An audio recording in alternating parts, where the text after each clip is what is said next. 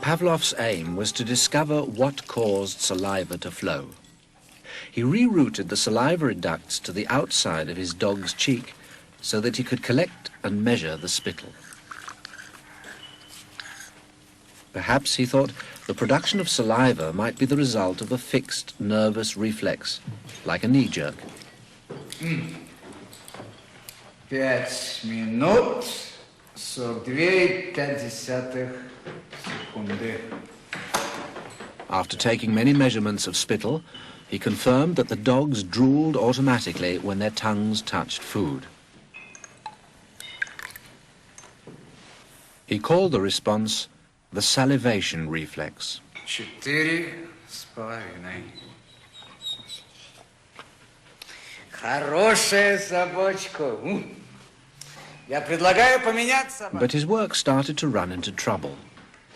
As his dogs became familiar with the experimental routine, they started to fill their cheek tubes before Pavlov had a chance to stimulate their tongues. The dogs were learning to anticipate food. Pavlov tried a new technique. He erected screens so that the dogs couldn't see what was going on. Before passing meat through the hatch, he introduced a stimulus that was totally unrelated to feeding. A ticking metronome.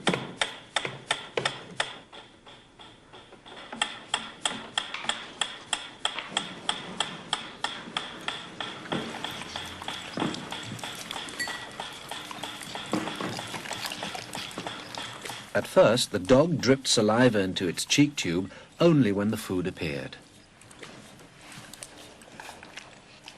But after a number of trials, the dog began to connect the ticking with the arrival of meat.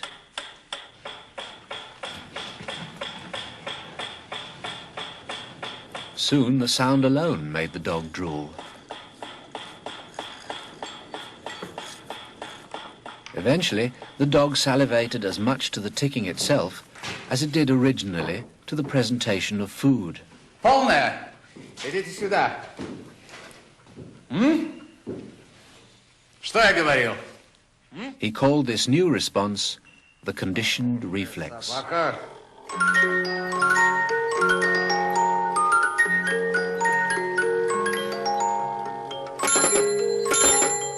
Whatever the stimulus, his dogs could soon be conditioned to produce saliva.